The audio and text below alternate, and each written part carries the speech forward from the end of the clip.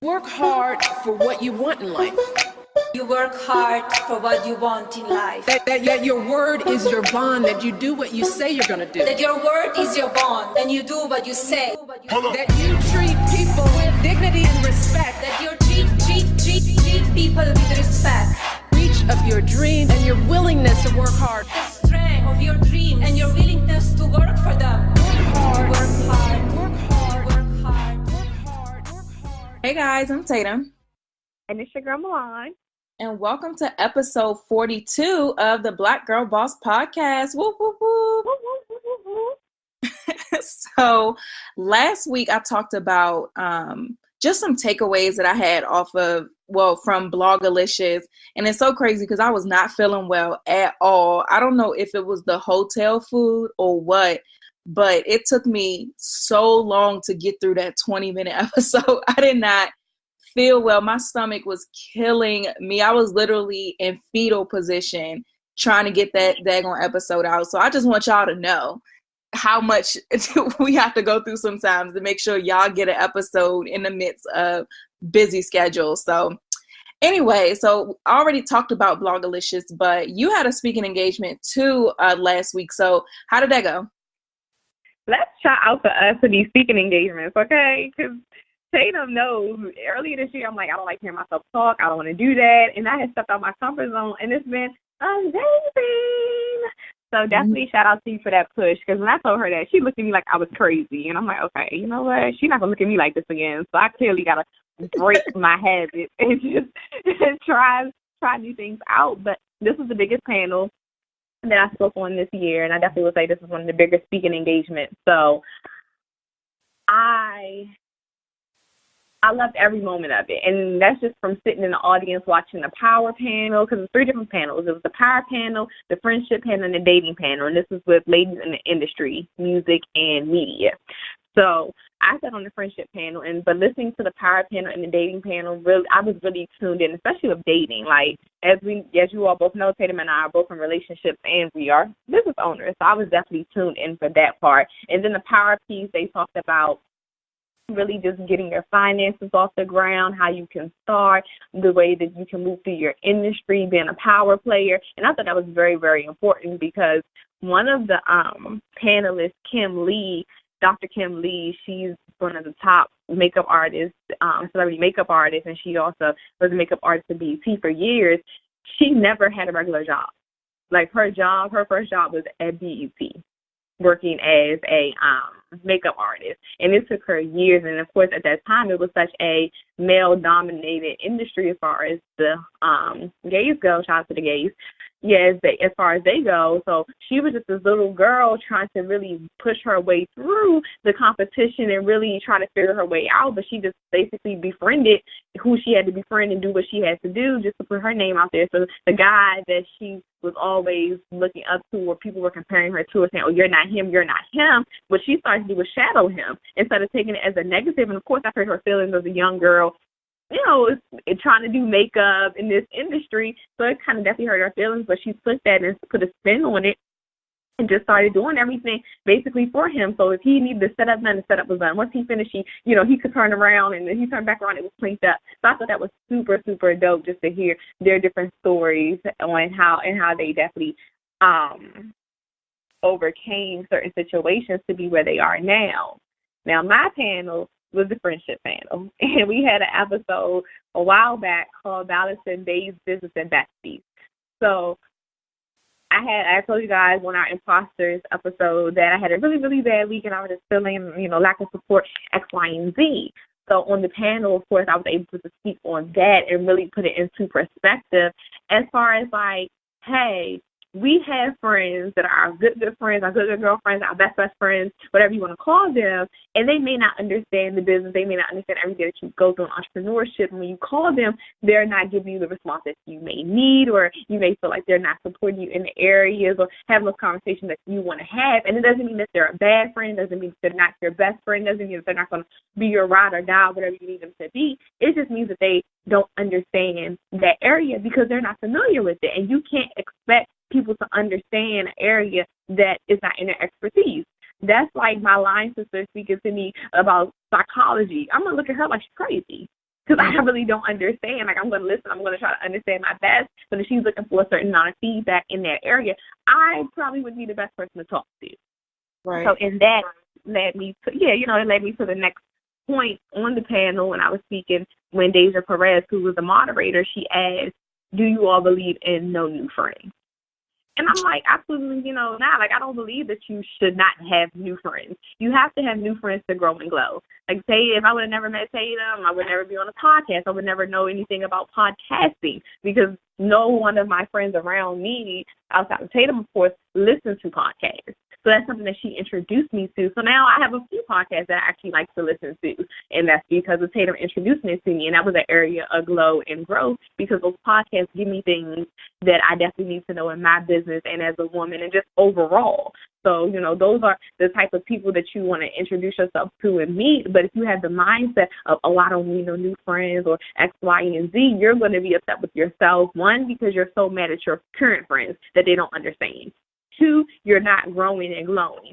And three, you're not finding people that you can relate to, that you can have these conversations with, that can help you build. You're going to be so upset because you're like, no one is helping me, or I can't find this, or I don't have the resources for this. But that's because you didn't allow yourself to step out of that no new friends mindset to go get it. So that was kind of just in short with the friendship. Well, I switched to friendship panel too, because I didn't want to just strictly talk about the friends that you have, but more so the friends that you can grow to meet and really inquire in business. And that's what I kind of separated as. I said you have friends that are your lifelong friends, and then you have your lifelong business friends.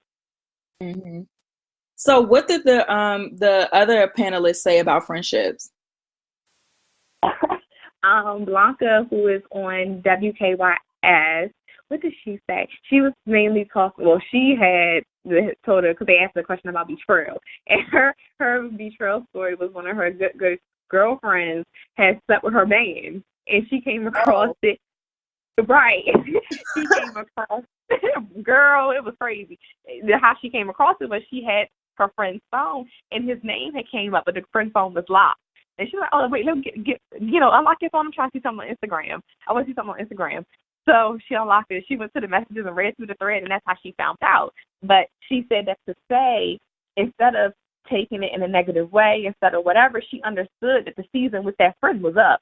That was just her now being able to see what the girl was for and what the girl was worth and, what her intentions were behind her back. So she said, I just cut her off and everything, and I allowed myself not to allow that to stop my work, not allow that to stop my grind. I just took that energy and that anger I had and went harder in what I had to do. So she spoke on the energy piece of friendship. Like certain people, you can't allow them to take your energy. And if it is a situation with your friends where you feel like it's impacting you so heavy, then maybe you don't need to be friends with that friend. Or if you feel like they're slowing down your grind or they're riding your coattail, you got to let them go because they're not helping you grow. Mm-hmm. And then the other panelist, she actually has a podcast, and she's a doctor. She's actually a doctor, but she has a podcast as well. My girl was everywhere with her. It's not in a bad way, but she was just touching on so many things. She's from Brooklyn. She's from Brooklyn? Oh, I hope she don't listen to this and kill me if I say Brooklyn and she's from the Bronx. Well, she's from one of the B's in New York. I don't remember which one, but she's from one of the B's in New York. And she was just saying, like, her coming from being in the streets to where she is now, she has to remove herself from friends. Mm-hmm. And she had to really understand her growth and who she wanted to be and understand that she could be killed being in the streets. And that's why she became a doctor. Is that she became a doctor? Because her son was killed. And somebody else was killed not too long after that. Wow. Yeah, and she's only she thinks she's in her early 30s. So, that her son was pretty young then. Mm-hmm. She didn't really get into the age, range and everything, but she's definitely young. She's a young woman, so in her early 30s. So she was just saying, like, she had to detach herself and really see where she was going and understand that, again, like we all said, those friends can be seasons, and some may not be bad. They have good intentions. They can be there in your life, but in certain aspects, you got to really understand when you need to remove people in order to grow. And that's what she touched on in various of her statements and stories. So we all pretty much came full circle with the same type of thing: energy, growing, knowing when to do things and how to move, and really separating your friends. Not saying that y'all all can't go and have a big birthday dinner together, but in the aspect of knowing who to talk to so you're not disappointed. Because at the end of the day, you're going to be the one disappointed when it comes down to you talking to somebody who may not understand, or you talking to this business person who you trying to tell your life story to, and they like, okay. Mm-hmm. You know, so it was very informative. A lot of people gave us great feedback. The audience was in love with the questions. And one, I have to tell y'all this funny piece really quickly. This one young lady stood up with the question, and y'all, her question was 20 minutes long because she wanted to tell us the whole background story. And then after we gave her the advice or answered her question more so, she's like, but it's not even me, it's my friend. And we like, that's not your friend. Like, not saying that's your friend. It was over a man. Her friend cut her off and basically blamed her for the situation, but she didn't do anything, and she kept trying to defend the friend. And we like, that was not your friend, and she could pick a man over you, and you did nothing but tell her the situation to let her know who she's dealing with. Mm-hmm. Y'all, 20 minutes of our time. The one of the panelists, Blanca, she got up and walked away because she had to leave. She set the mic down, and it was just so funny. So funny how it happened. And myself, Deja, and Doc, that's what we call it, Doc, we were all trying to help, but it just was like getting to the point where we couldn't help anymore. And we like, okay, but we understand she needed to vent it out, and we didn't know her, she didn't know us, so, and she didn't know nobody in that room, so it didn't matter to her. But that was just real funny how that happened. But yeah, it was great. That's hilarious. Somebody should have told her, ma'am, that's it. Okay. Call your mama, call Jesus. I don't know who you got to call, but this event has an end date and an end time, and you are pushing it, okay? Like, hey, when I say people were getting up, like they were like having them get up and get their food. People was getting food as she was talking. Dang, that's crazy. But I mean, I think that's good that they brought that up because there are different phases of your entrepreneurial journey, right? And especially when you start a business, a lot of times you're probably the first one in your group of friends that's starting a business. You're probably the first one that you really know for real that's starting a business. So you're trying to fit your friends that you've known growing up. You're trying to fit them into this new life of yours, and they didn't sign up for that. You know, and then we get mad at them because it's like, oh, you're not supporting me. Like I told you, like, you know, we may get mad at them like they're not supporting us or they're not doing what I think they should do, but that's not their job and that's not their place. So you can't try to make them if they're not. Yeah. So, I definitely agree. Go ahead. I'm sorry. No. I said I was agreeing with you. I said, no, I wholeheartedly agree. Yeah, because I mean, even with my friendships, I understood that early on, but then what my problem was, it made me be very isolated because, you know, the entrepreneurial journey was the journey that I was on. So the things that my friends wanted to talk about weren't top of mind to me. So I didn't try to make them fit into my entrepreneur life. More so, it was just a void there that I didn't know how to fill. So I just stayed to myself. And being isolated is not a good thing either because depression and anxiety is isolation's cousin. Whenever you isolate yourself, those things start creeping in, the devil start creeping in your mind, like all of that stuff. So that wasn't good either. So then I had to be very intentional about finding friends who understood what was going on and praying about it and putting myself in situations where I met more entrepreneur people. And then once I met those friends, also nurturing those friendships. Like I was, the other day, I was looking through my phone, like it's some people I haven't seen in a long time. So it's a new quarter. Let me send out my quarterly. What I do is just quarterly, I'll send out text messages to people who I have relationships with, but we don't talk regularly. So like my mastermind group, so like Tish, Tiana, Misha, we talk every day. So that's not really a relationship I have to be intentional about maintaining. But like other people who I know who are entrepreneurs, it's easy for us not to communicate because we're all busy. So I personally, like at the top of the quarter, I send everybody text message, hey, we overdue for a coffee date, or hey, we got to do lunch. So I got a crazy schedule next week of lunch and coffees with people to nurture those relationships. But now it's like, well, now that I got what I'm praying for, I need to maintain those relationships. And then even as you grow in entrepreneurship, you're going to need different things still in your relationship. So at one point, I needed people to just understand. And then I got that. And then it's like, okay, then I needed people who were on the same path as me to kind of like build with. And then I got my mastermind group. And it's like, okay, now this is cool. But now the level that I'm trying to get to, I need people who understand that. Because it's one thing when you're trying to be good, but when you're trying to be like excellent, that requires a different level of person in your life, because you're not going to be able to communicate with somebody that's okay with, let's say, $1 million than communicating with somebody that's okay with $1 billion. So that, or is reaching for $1 billion as opposed to somebody who is reaching for $1 million. Like those are two different conversations. So now for me, it's like, okay, when it comes to relationships, I need a certain caliber of relationship now, because only those type of people are going to understand the decisions that I make now.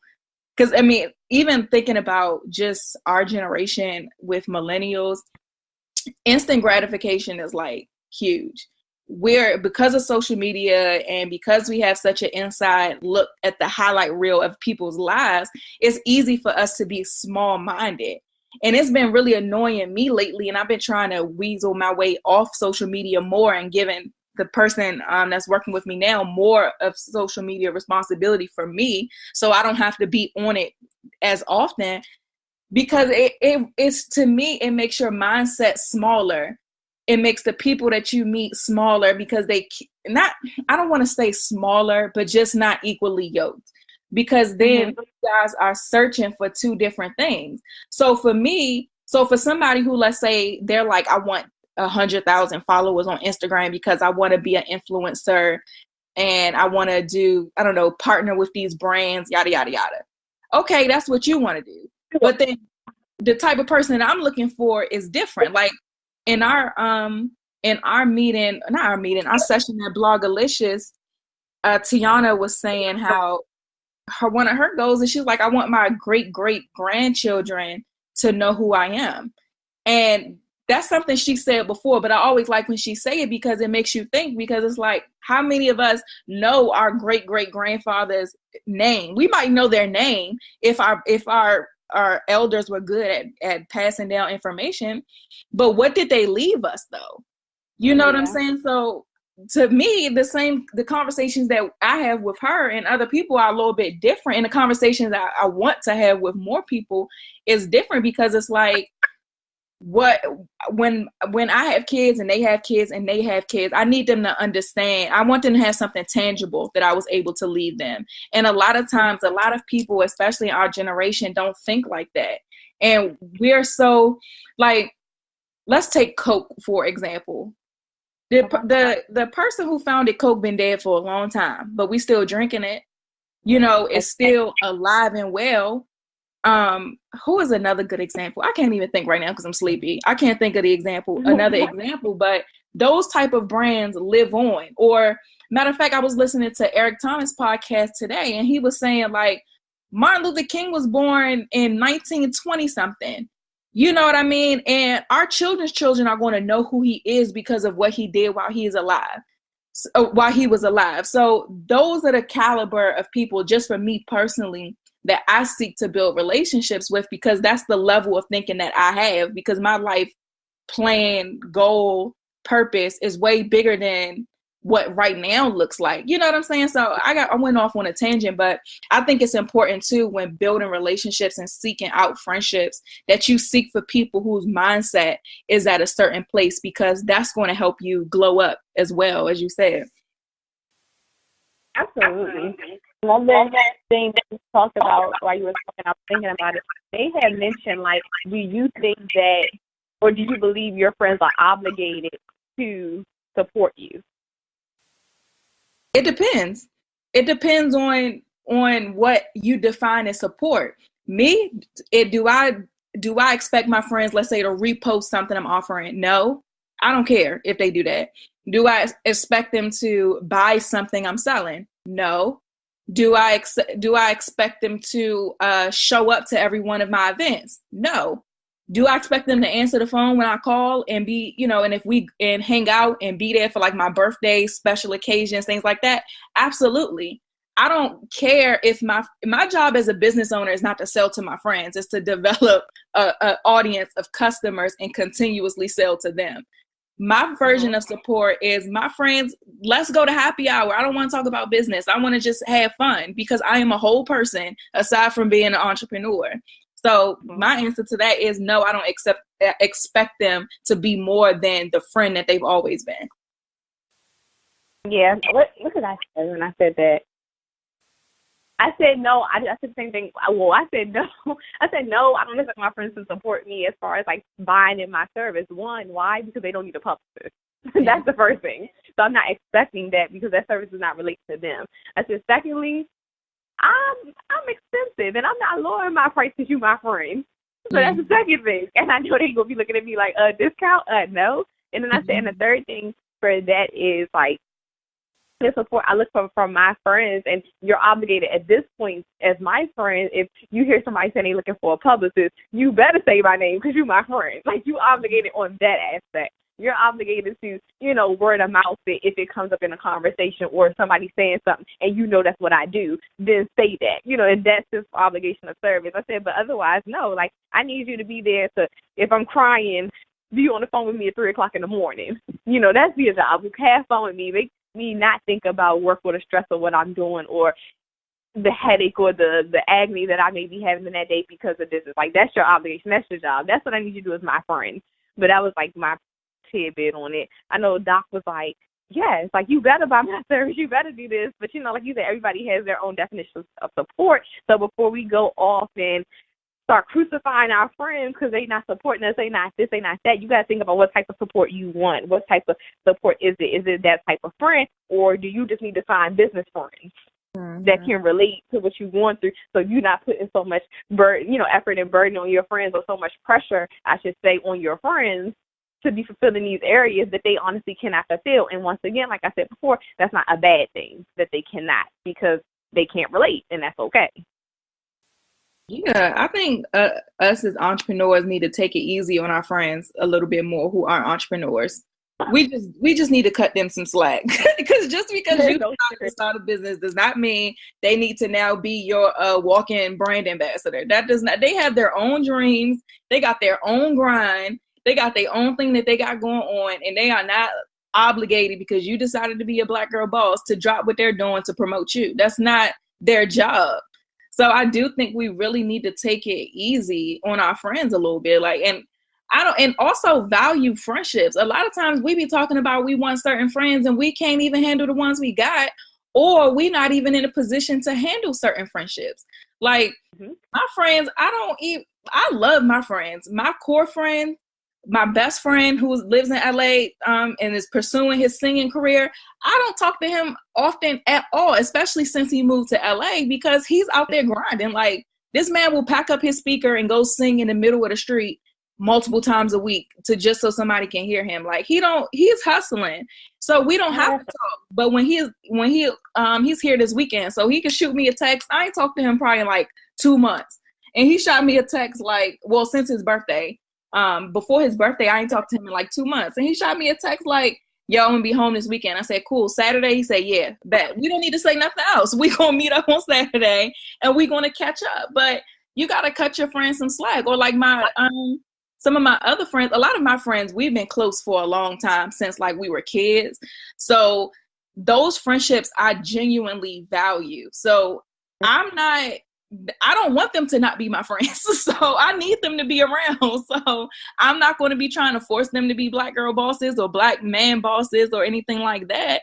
I just need them to be who they are. And I need to make sure I'm who they need to be as well, because I need them, but yeah, I think that was a good point that you brought up. I was also going to say, in reference to what I was saying, you may not be ready for the type of friend that you're asking for. When we were in our session at Blogalicious, somebody had asked us, how do we resolve conflict within our mastermind group? So we're very close in a group. So it's beyond just a mastermind group. We're like sisters. I mean, y'all heard that on the episode. But she asked us, like, well, how do you resolve conflict? And we was like, we for sure don't always agree. Like, we most definitely don't always agree, because we're very different people.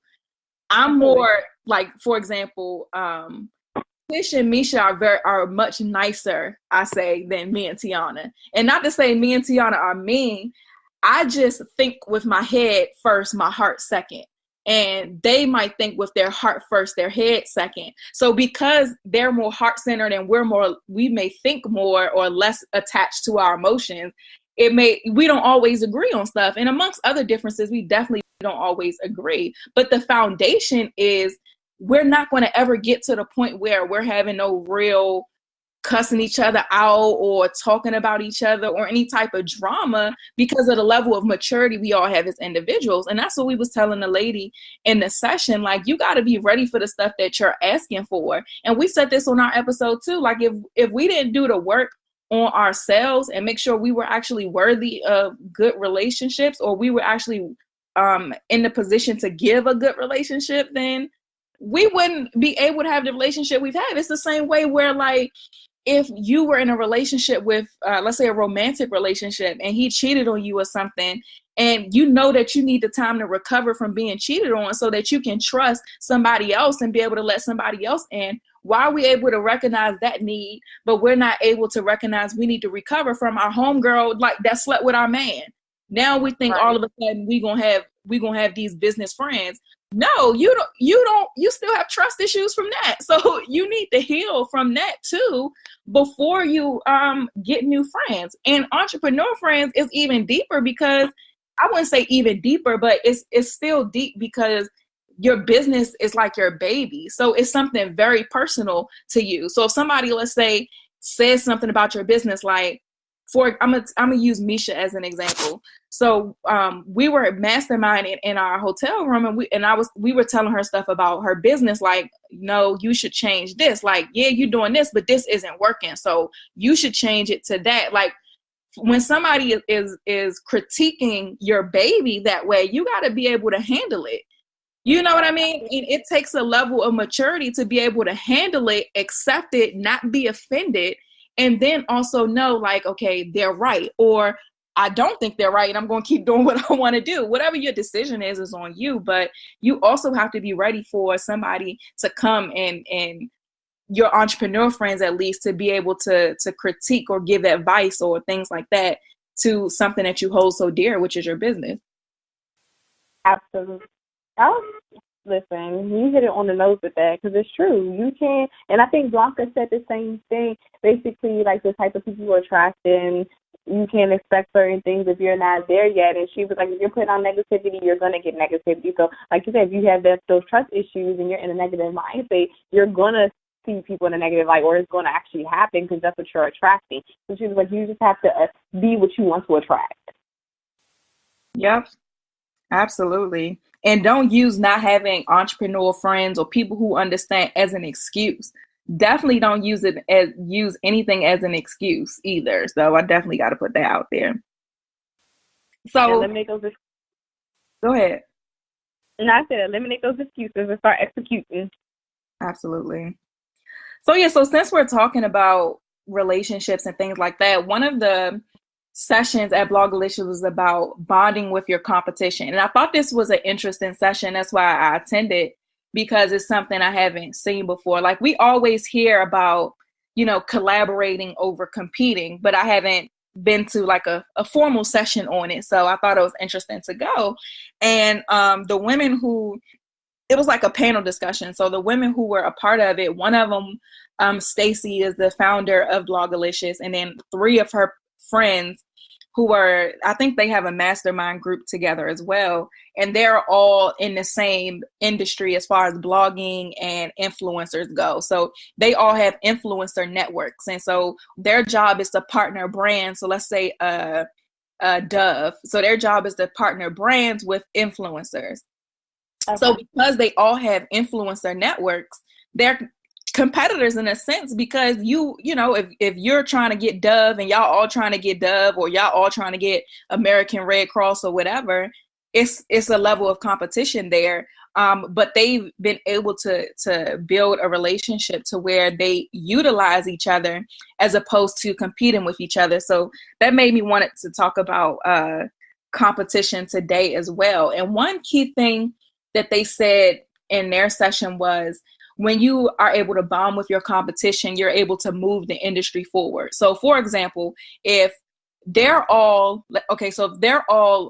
owners of influencer networks, and they all, let's say, share their prices. If they all decide that our prices are starting here, or our prices are from here to here, consequently, they do move the industry forward, because now they're setting a new price. So if they say, we're not doing anything for less than $10,000 ever again, and they like, okay, we agree. Now the industry mid floor is $10,000, as opposed to maybe a $5,000 that they were charging before. You know, right. So I thought that was a really good point on how you can really utilize that to move your industry forward. But I wanted to ask you, like, do you have any situations? I know you have other friends who are publicists. So how are you able to bond with people who are quote unquote competitors? It's actually super easy once you just kind of build that relationship period and knowing them as a person. Definitely knowing them as a person first. Like my colleague, friend Kevin, he's a publicist clearly, but I got to know him on that personal level, really know what his goals and ambitions are as far as being a publicist and all those things. So now we can just call on each other. Like the other day, I didn't have a contact, but I have a contact for the Huffington Post. But for that particular column, I didn't have a contact. And I was texting him, and I was like, hey, if you don't mind sharing your contact under this column for the Huffington Post, he said, yeah, I got you. I'll do it when I get home. You know, it just became really easy. But it's not like I came into it like, oh, hey, you mind sharing this? And I don't know you from a can of paint. I definitely took the time to build a relationship with these people so we could feel comfortable with one another. So if they do ask for something, it's genuine. It's not like one of those, like you kind of talked about in your post yesterday, hey, I haven't talked to you in 9 months, but I'm hitting you up because I need a favor. You better ask Jesus. You know, so we built that relationship. And then Lindsay, who we had on the podcast, me and Lindsay are, you know, really good friends now. And she called me yesterday and she's like, hey, sis, you know, I'm having trouble right now with this pitch. And she's great at pitching. And she's like, I'm having trouble with this pitch right now. I pitched this client. I'm not hearing anything back. So we looked at it, and I gave her my opinion on what I thought she could do. And then she sent it back. And I was like, okay, yeah, this is really great. I love how you know, really put that in there. Make sure you bold print this so that can stand out. And she called me later that day and was like, we did it. The edit we did, you know, it worked this and the third. I was able to secure 3 media placements. Mm-hmm.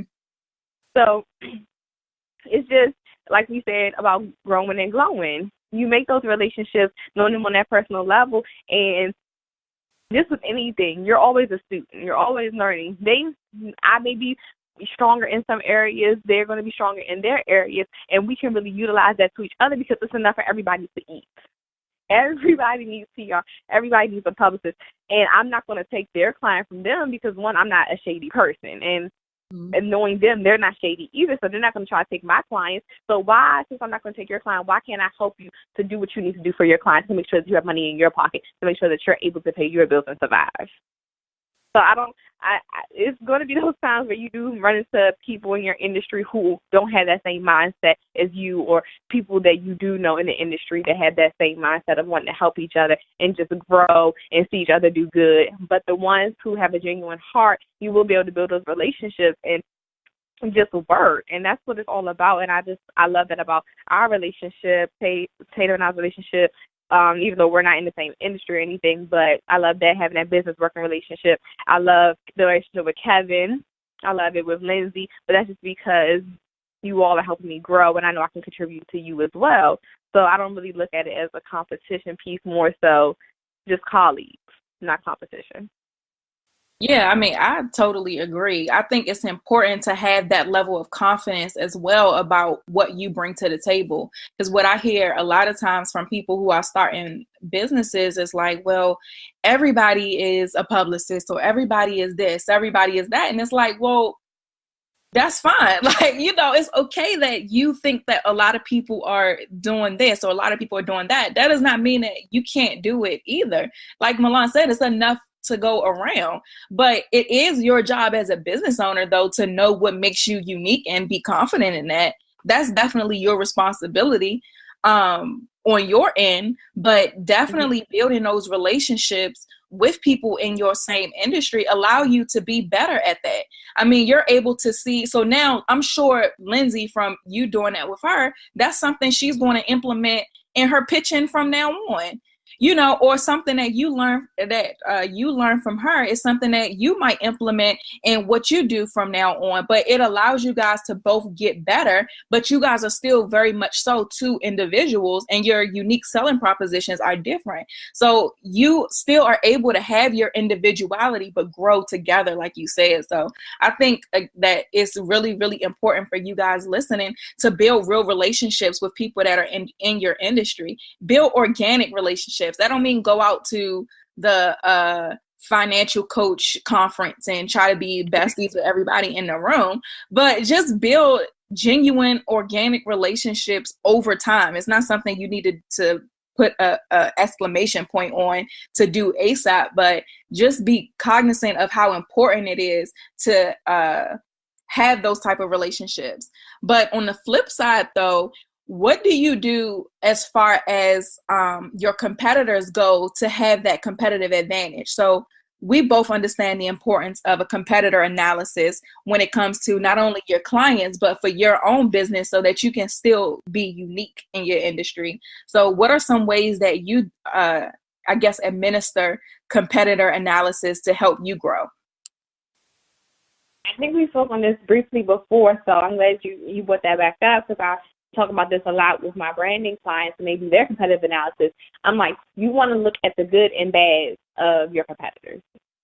So let's say Coke made the cherry Coke, and then Pepsi made cherry Pepsi. Let's say it was like that type of thing. They made that. They looked at it to see, okay, cherry Coke lasted this long on the market, but why did it only last this long?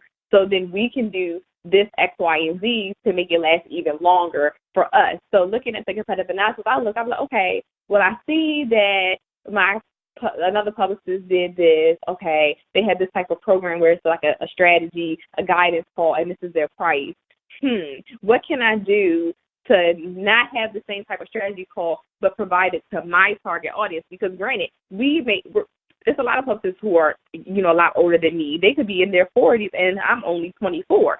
So I'm not going to do the same type of marketing tool or strategy, or the same type of strategy call for my target audience as they would do for theirs. So I have to look at, what's the steps that they took. Did they do a free discovery call first? Did they put out a beta version? What was this? Okay, well, if the beta version wasn't put out first, let me run this beta version to make sure that this is a strong enough type of ordeal that's going to really benefit my audience. And once that beta version is over, at least I can run my own analysis. But since my competitor didn't do that, that's something that I could implement to make sure that my program is going to be at the top, where it's going to really benefit my audience. And even when it comes down to pricing, you really got to look at those competitors' prices to see where you're going to fall, and make sure that you're not, of course, selling yourself short. But we all know people will look at how much things cost, that you could sell them and say, yes, I work for Jay-Z. I was Jay-Z's business coach. I was Beyonce's business coach, X, Y, and Z. And they're going to look at that price,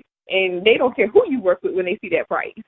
So you really got to take those into consideration. So I definitely looked at that, and it helped me when I first started with my pricing. Because I'm like, okay, well, I'm just starting. I don't want to be way up there because they have this amount of, years on me, but I have this amount of experience, and I can do this. So maybe this is an equal medium where I can still make my money, and I know that the clientele is going to come because they're going to look at those numbers, because that's just what people do.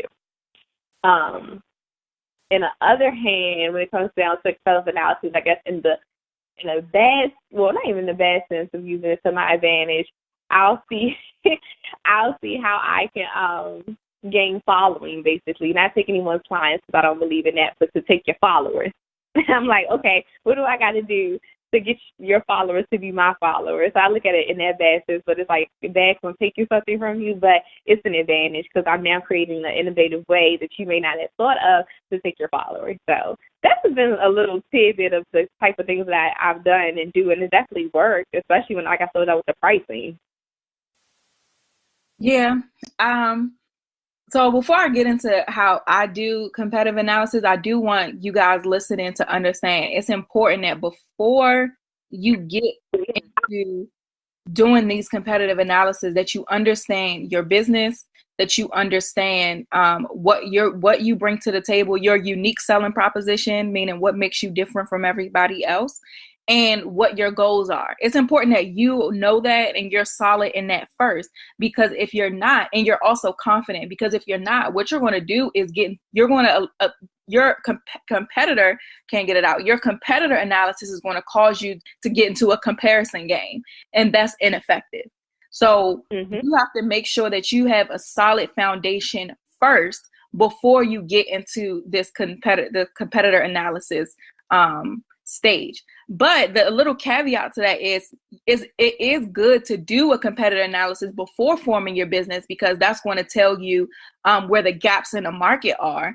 But if you already have your business idea, you already have what you're going to do, it's important that you be solid in that and confident in that before you do the competitive analysis. Because a competitive analysis is going to make you go back and make adjustments, of course, but you don't want it to just change or be wishy-washy, or just start your business like just knock everything down and try to rebuild because of what you've seen a competitor do. That's not what it's for. A competitor analysis is just to make your business, your brand, etc., stronger and stand out more and more competitive to the people. I mean, competitors, whatever. But I do it a few ways. I do it depending on the business goal. So for me personally, coaching is a very saturated market. Like, everybody's a coach. We know that. So that's not even something that really needs to be discussed.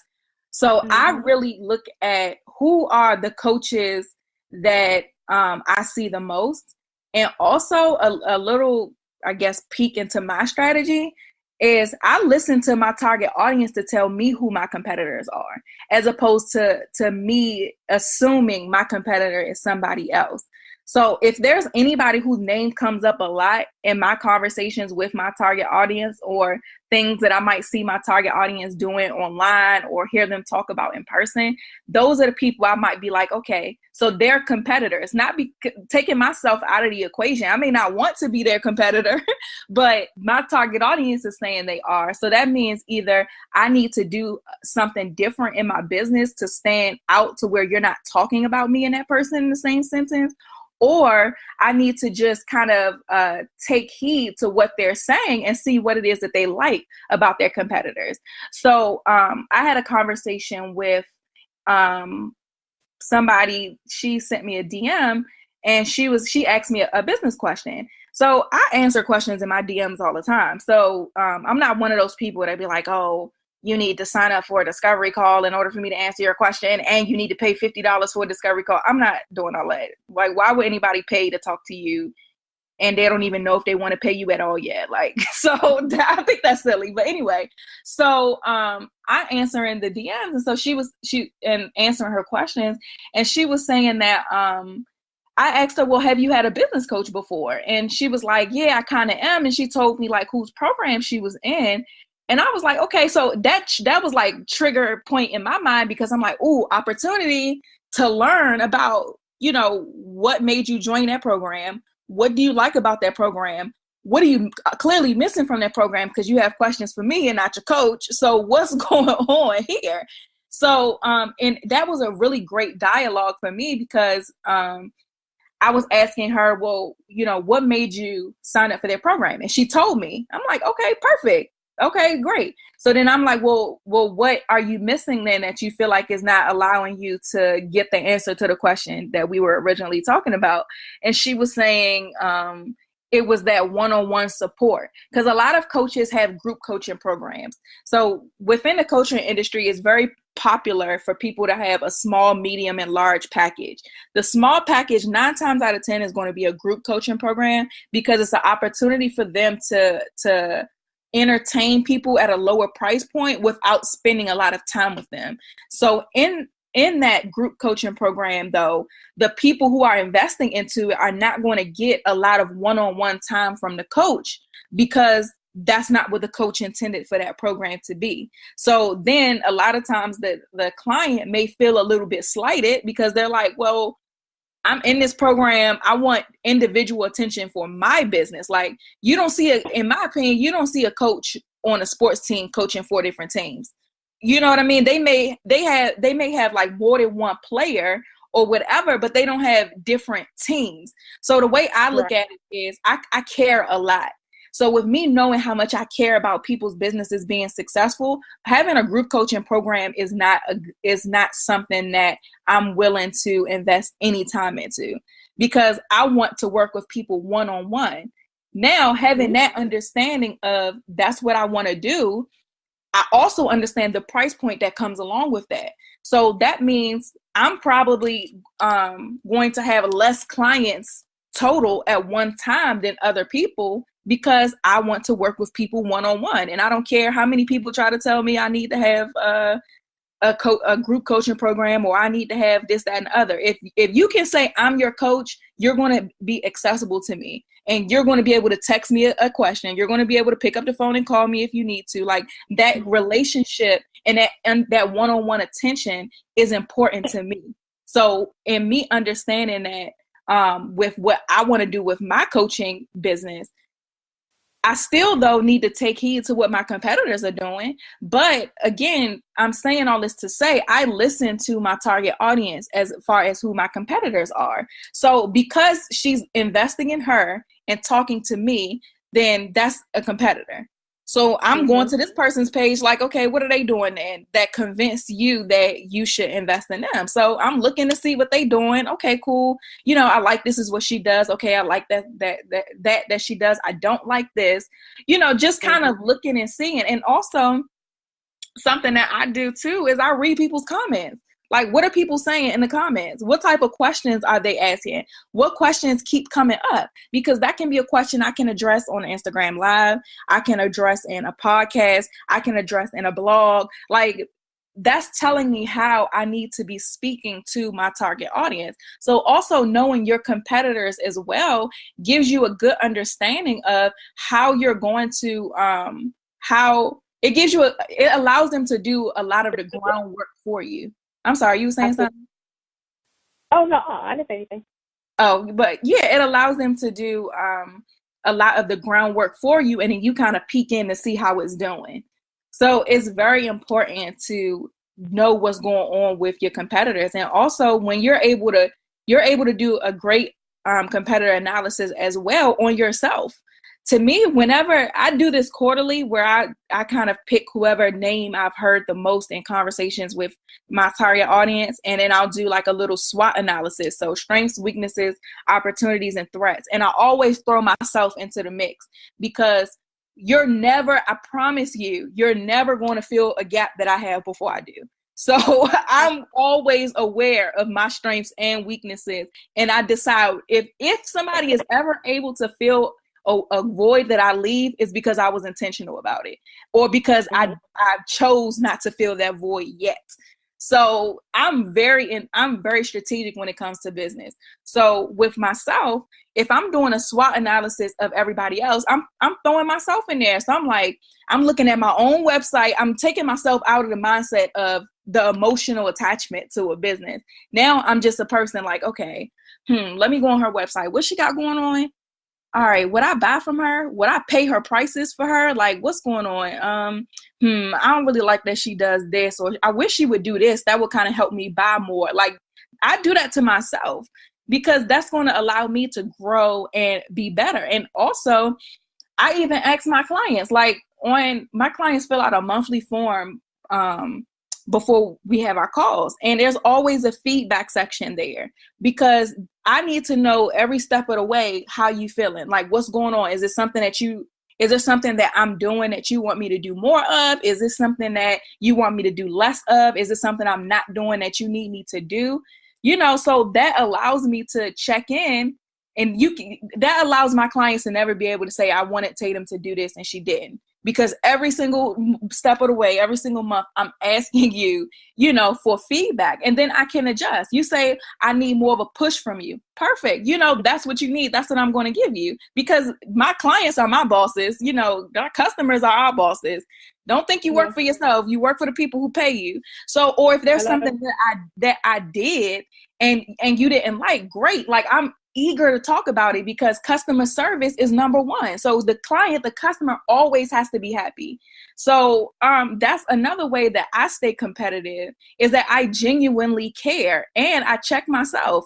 Like, I'm all up on my Instagram like, that's cool, or she's not as consistent as she could be. I mean, I did this recently for my social media because I have somebody helping me with it, and I plan on giving her a lot more responsibility.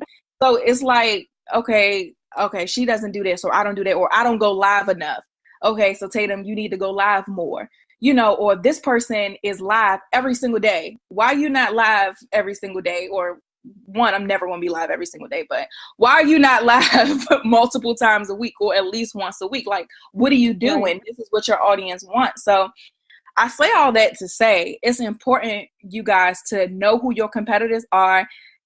Have a relationship with your target audience enough to where you can spot certain trends, or you can see what it is that they want that they're not getting elsewhere, and then you can fill the gap without even looking at the competitor. You can fill the gap based off of what they told you. Check in with the people that you're working with, just make sure that they're happy. See what it is that they wish they were getting from you, so you can make sure you implement that now regularly with other people as well. So it's important to stay competitive, because I know we talk about a lot about just execution over excuses, or very motivational and things like that. It takes strategy to stay in business, because all businesses do not last, and will alone, or the desire to succeed, or affirmations, or good relationships alone is not going to work. Like, you got to have your business tight on the back end. And that's one of the ways that you do that, is to remain competitive and have an understanding of your market and how and where you stand within that market. Absolutely. You hit it on the nose. While you were talking, it was something that you said that someone had told me not someone told me, I was at a event and they had said it, and it was around your competitive analysis, and it went out my mind, and I'm pissed because it was right on the nose of what you said, and it was what everybody needed to hear. But one thing that I'm glad that you did say, how you make yourself look competitive. One thing that I definitely do to make us, is you management, entrepreneurs bunch, look competitive, Boss Bay, is the quality of what we put out, that lifestyle, if that makes sense. Like, those pictures, the images, because you have to know your audience, you have to know your market, and that's what they live for. Mm-hmm. But again, that's just for my market. Like Tatum's market, they love her long messages. They love her, really getting that transparency. That's what they love. My market, they love the transparency, and they love those lifestyle pictures. They love to see, you're traveling, or you're doing this, or, whatever the case may be. They love, what's the word? They love you faking a funk, but then they love you to tell the funk of it. That's the crazy part. Like, they want you to fake it, but then they want you to tell the funk. But, it's just all about keeping that level of quality of your brand. And I mean, again, it's different for everybody, but for us, I'm like, we're an entertainment public relations agency, but I want us to be a high end that can house the Beyoncés, that can house the Odell Beckhams. That's what I want it to read. I don't want, not to down anybody, but you really attract what you put out. If I put out horrible content, or if I put just anything with just a blah, I would attract those people that are like, I got 200 for you. For, to be my dedicated publicist. But that's the type of people that you attract. And Tatum definitely had to speak that into me, because she said, what are you doing to attract your audience? What are you doing? And then you see the website has changed. I fixed the website. I started changing things, and now I got those people, and they fill out those the questionnaire, and they like, $1,000 to $1,500 a month. Right. And then since I created the other services, again, altering. Seeing if my competitors altered with what they had, not downing your service, but creating a service now where you can still gain the clientele, but it's in their budget, and you're not putting out more than what you're getting paid for. So I said, okay, I keep saying people got this budget for X, Y, and Z. Let me develop this service where they can do this, and then Tatum, of course, right in my ear, what's the upsell? And then I hit with the upsell. She's like, okay, that's good. But I had to really look at my competitors to see what are they really doing. Is this something? And that's when I created the Be Your Own Publicist service. Nobody had that. People were giving strategies and stuff like this. And I'm like, I'm not giving strategy right off bat.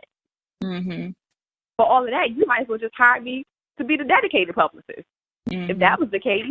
So, I really had to look at that and use that to my competitive advantage. So thanks for triggering that seed, because I definitely needed to say that part. Yeah. And I mean, even for me too, I think what you said is important, because you knew your worth enough to know I'm not going to sell myself short in this area. Like, I'm not going to give you a dedicated publicist if you're not paying for it. So because I know that, I'm okay, cool. I'll offer you something else that meets your price point that allows me to still be happy, and you to still be happy as well. And I mean, even for my business, my coaching business is new. But going into next year, I'm still never going to do a group coaching program. I can tell you that right now. It takes too much work at too low of a price point. And I care too much. So I know I'm not even going to be comfortable with somebody paying me like $27 for anything, because that's just not happening over here. But with me knowing that I'm going to go above and beyond to help you reach your goals, that comes with a certain price point.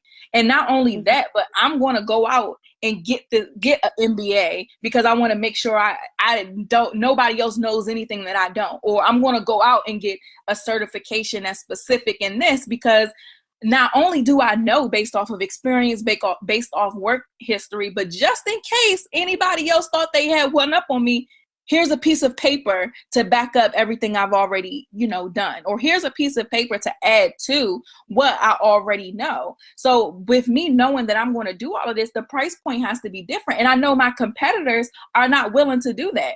I mean, even if we talk about the podcast, yes, I created this podcast because I wanted us to opportunity or a platform for people to talk about the journey of entrepreneurship. But this was a very strategic decision, because I knew back in August of 2016, when we met about this podcast, I already knew I was going to have a coaching program in summer of 2017. So let me create something that, yes, it feels that need that I felt was out there of an entrepreneurship podcast. However, let me create a tribe of my target audience and allow them to get to know me as a person, allow them to know me, like me, trust me, before I even ask them to spend their money.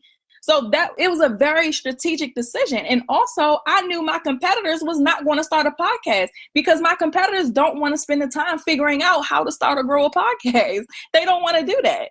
They just want to get more clients and keep making money off of clients. Me, I'm like, no, this is a wide open space for me to capitalize on. So that's what I'm going to do. I'm going to figure it out. And here we are, 100,000 plus streams later, of a very specific niche of people. You know what I mean? And it's been very financially lucrative for my coaching business to have a podcast, or the podcast proved exactly what it was intended to do. So that was a very strategic decision. And I saw, like I said, that gap that my competitors weren't doing, and I filled it. You know what I mean? And even now, like, a lot of people are getting podcasts. A lot of coaches are getting podcasts. But I also know my competitors enough to know that a lot of them are not consistent. There has not been a Monday since this podcast has launched that you have not gotten an episode. So again, that's me further proving to you, or for the people that I want to work with, that I want to be potential clients, consistency. Yes, you can hire me. Yes, you can know me, like me, trust me, because everything I said I was going to do, I've done. Or even the things that we talk, the subject matter that we talk about on this show, you've listened to my business or our businesses grow over the last 8 months or so. That's building up credibility, because we're telling you exactly what we're doing to grow our businesses, and you're seeing the results of that. This is all, I'm saying all this to say, you guys, this is all a very, very strategic decision. And this even podcast stemmed from an understanding of knowing my competitors. Another thing that I know as well is I'm not going to be doing one-on-one coaching forever. And that goes back to the thinking small mindset. A lot of my competitors are, what's the best way I can say it? They're a little bit too familiar. I might drop a couple cuss words on this podcast because it's a casual thing. But when it comes to like my social media, or if you send me an email, or if we're corresponding about business, I don't cuss. I'm very professional. I'm not going to act like your best friend. Like, I'm very professional at all times, because that's something that I feel like my competitors lack. My competitors may know their stuff. You may pay them $27 for a book, an ebook that you don't do anything with because they don't give you anything else. You may pay $50 for a webinar, or you may pay $60 for a book, but then you still have questions, but they're not available to answer your questions because they're not offering that to you. You may pay that, but then I'm like, no. When you come over here, yes, I know what I'm talking about, but when you come over here, it's going to be a different price point. Yes, but the value is so much better. You know what I mean? And that's very intentional again. So, and I even check with people and ask that. Like, me and somebody had this conversation recently, and they were like, you know, I might buy this from that person, but I wouldn't pay them like thousands of dollars to work with me one-on-one. Cause I mean, I just wouldn't. I don't look at them like that. So it's like, what you mean you don't look at them like that? I'm sure they want you to pay them thousands of dollars a month. So where's the disconnect coming in? Why aren't you paying them thousands of dollars, but you're cool with paying them, let's say $47? What's up with that? So that's the type of conversations that you should be having, or the level of understanding you should have with in regards to your competitors. And that's what the things that I was looking at. Cause I'm like, you're going to know that when you invest your money in me, that you're going to get your goals met. You're going to have a good time doing it. You're going to feel like I care about you. You're going to get the direction that you're looking for. Like, yeah, these are the things that's included in the program. However, that one-on-one coach is something to me. I mean, even when I had a coach, it was things that I wish that I had, that I implement in my coaching program. You know what I mean? So again, say all that to say, understand your competitors, know what sets you apart, adjust if necessary. And a big adjustment that I made this year was when we first started the podcast, we talked to, if y'all haven't noticed, the content of the podcast is still true to the core as far as transparency, candidness, and things like that. But it's been a lot more business heavy because and business tool heavy. And the purpose and the reasoning for that is because people don't pay for you to inspire them. Inspiration is too free. And I didn't think it was smart for us to just have an inspirational podcast. Because again, the purpose of the show is to funnel people into our businesses. So yeah, we're going to inspire you. That's going to happen naturally. But we have to be very intentional of showing our expertise. We have to be, I told somebody this recently. I was doing their digital marketing plan, and a part of the plans that I do is a SWOT analysis of their online presence. So I pretty much turn into a little FBI person and just be looking. All I need you to tell me is the company name and your website, and I promise you I will find everything else. And I'm just looking. You don't even really need to tell me that, but I'm going to be, looking everywhere, learning everything. And something I told somebody was, you're too inspirational, and people don't pay for that. That's why you're not getting the clients that you want to get, because you make them feel good, but do you make them pull out their wallet? They're going to pull out their wallet and invest in you because of what you know, because of your expertise, because you have something that they don't have. You could turn on a TV and get inspired. You can listen to a bunch of podcasts and get inspired. You can get on YouTube and Google somebody's motivational speech and get inspired. So inspiration alone is not enough to make people invest in your service. So that's a change that I had to make, because I was tired of hearing people say that I was inspiring them, but they wasn't ready to buy. I'm trying to figure out what is going on. Like, I want to inspire you. I love you. I want you to be great. Absolutely. But I got bills and I have a business to run and grow. So where's this disconnect coming in? So putting my boss hat on was like, okay, that's where the problem is. inspiration ain't enough. So you need to turn up the heat and let people know what you know and how knowledgeable you are at your expertise. And so that was a key adjustment that had to be made. But that's the power of being able to dissect yourself and see where the gaps are for somebody else come do it for you and take your customers. So absolutely. I'm done. That was all I had to say. Drop the mic. Why Tatum? As I told y'all, Tatum always do that. She come with some fire and just drop the mic, and I'm like, oh well, yep, that's it. Because you can't top that. Like, but it's all facts. So you can't top because it's all facts. She didn't say anything that I wouldn't agree with. So drop the mic, and that's it. Y'all need to listen. If y'all not listening, don't be sitting there trying to tell us or talk about it if you just said in this episode. Okay. We're not telling y'all nothing that we haven't been through or that we haven't experienced or we haven't heard about from people who have experienced. We're giving you stuff firsthand. Like, that's the best thing that you could ever get from somebody is firsthand knowledge.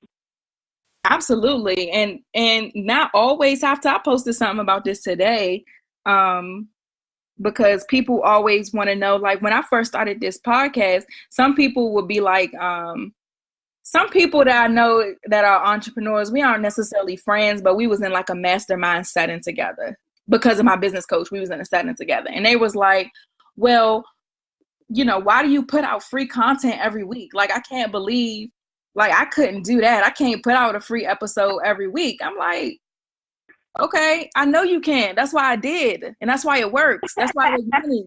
Like, because because your mindset was so limited in that area, you know, and for you guys that's listening, I don't even know why I got onto this tangent, but for you guys that's listening, don't be afraid to give away stuff for free. Like, we're telling y'all some stuff that people won't tell you.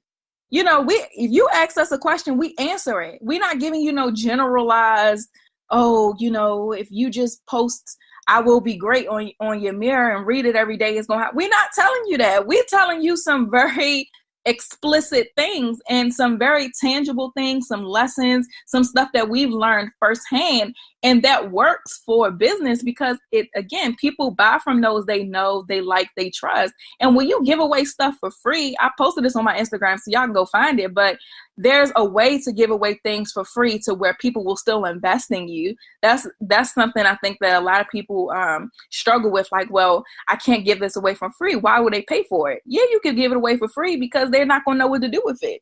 Like, I can tell you, we talk every single week. You're going to, or on this podcast every single week, you're going to still need me because I can tell you all this stuff. You could have a notes full of it. You will not know what to do with it. Like, that's just, it is what it is. That's why you still need a coach. So, yeah, so I don't even know why I started talking about that, but I'm done for real this time. I be getting hyped sometimes. I was sleepy before we started this. Yeah, she got to take a nap, and we getting past her nap time. But before I know we probably about to close, I definitely want to make this known because for some reason y'all think this sponsorship thing is a joke. Like, we didn't just hit 101,000 streams. Mm-hmm. Like, probably like more than that by now. There's more than that. Yeah, I haven't checked today, but I think it's more than that because that was a couple days ago. Okay, well, when y'all listen to this episode, we probably gonna be like at 500,000. That's how. But I say that to say, you know, if you're definitely looking for a way to reach your target audience, then you need to definitely check out our sponsorship deck, which is on our website. And there's different sponsorship levels. You have the startup sponsor, the next level sponsor, the dedicated sponsor, and the premier sponsor. And they all offer different things. So it really depends on how far of a reach you're looking for and what types of exposure you're looking for. And they go from $250 to $2,000. And it's a very, very simple process. You just download and review the sponsorship deck. You submit the payment for the desired sponsorship level, which you can easily do on our website or in the sponsorship deck. You fill it out and return the deck to me at info@managementpr.com. And then the ad will be posted in the podcast once you do it. So definitely check those different levels out. We have an 89% success rate as far as advertisers that have considered advertising on the podcast successful. And it's probably higher than that now. We just haven't added the testimonies or calculated the percentage. But, you know, it's a proven statistic that advertising on this podcast is going to definitely benefit you, and that's why we're here. That's why we do what we do, and we made this once again for you to definitely help give you all that exposure. So, you know, work smarter, not harder. That's all I'm saying. Yes. All right, guys. So that wraps up another episode of the Black Girl Boss Podcast. We will holler at you guys next week.